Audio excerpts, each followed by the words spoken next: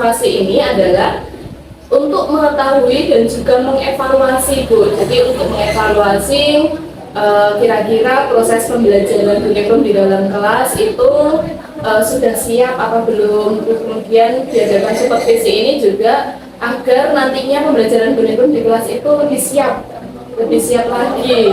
Nah, kemudian pembelajarannya juga lancar. Harapannya nantinya saat terjadinya proses pembelajaran yang lancar, nanti saya berharap sebelum masuk ke dalam kelasnya Buningrum, saya akan memberikan beberapa pertanyaan sama Buningrum. Nah, kira-kira apa ini tujuan pembelajaran Buningrum yang akan diajarkan di kelas nanti ketika saya masuk ke supervisi di kelasnya Buningrum? Nanti akan saya lakukan ada dua budaya. Yang pertama itu peserta didik dapat mengidentifikasi waktu sampai membaca waktu. Kemudian yang kedua, peserta didik dapat menceritakan contoh misalnya waktu sesuai dengan kalimatnya. Oke, baik. Jadi ada dua tujuan atau capaian pembelajaran yang akan Buningrum capai ya, Bu, di kelas nanti ya. Nah, selanjutnya, Bu, bagaimana arah pengembangan yang ingin Ibu Ningrum capai di kelas nanti? Kira-kira dalam proses pembelajaran nantinya itu yang akan Ibu laksanakan itu seperti apa?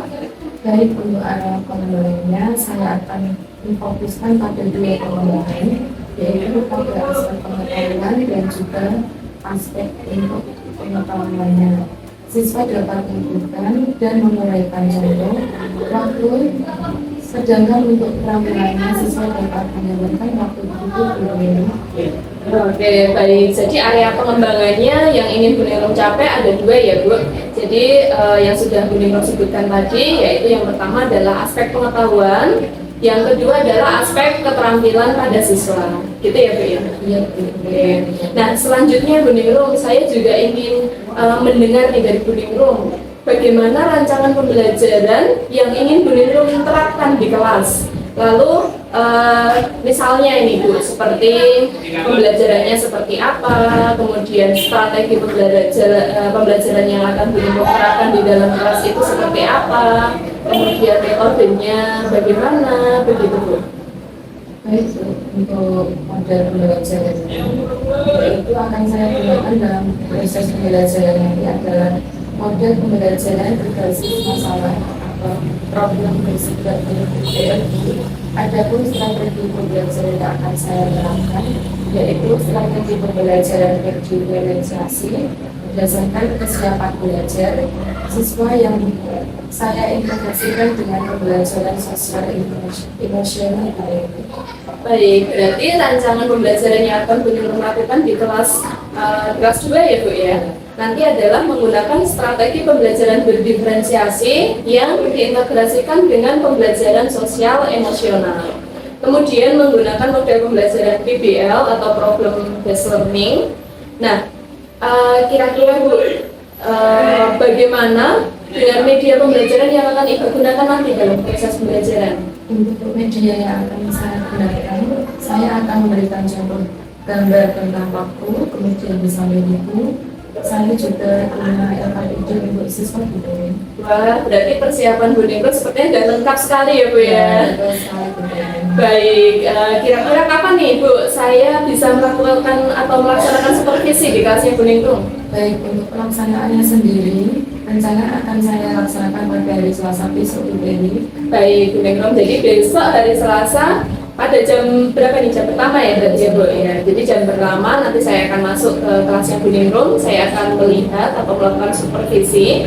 Nanti saya akan melihat bagaimana di situ Buningrum mengajar, kemudian nanti juga saya akan berikan catatan-catatan kecil kalau misalnya ada sesuatu yang perlu diperhatikan dalam proses pembelajaran yang sedang Buningrum laksanakan. Baik, Buningrum. Nah, setelah Buningrum melakukan kegiatan observasi atau melakukan kegiatan pembelajaran di dalam kelas, nantinya kita akan kembali seperti ini, Bu. Jadi nanti kita akan melakukan percakapan pasca observasi. Nah, kemudian sebelum kita akhiri percakapan kita pada sesi pra observasi ini, kira-kira Apa yang Bu Ningrum dapatkan dari percakapan kita pada pagi hari ini, Bu? Dari percakapan ini saya mendapatkan gambaran tentang rancangan pembelajaran yang bisa saya siapkan seperti strategi pembelajaran, model pembelajaran, metode pembelajaran, dan media pembelajaran.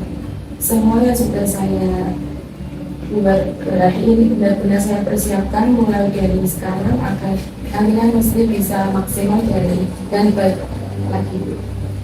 Oke, terima kasih banyak Bu Ningrum atas waktunya dan juga sudah bersedia meluangkan waktu untuk berbincang-bincang dengan saya di kegiatan pra-observasi kelas ini ya Bu.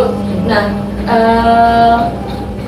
sampai ketemu lagi di percakapan pasca observasi nanti setelah saya melakukan observasi di kelasnya Bu Ningrum. Terima kasih. Jadi demikian percakapan pada hari ini, sesi percakapan pra-observasi ini. Sampai jumpa kembali di kegiatan observasi kelas dan juga kegiatan pasca observasi kelas. Selamat siang. Selamat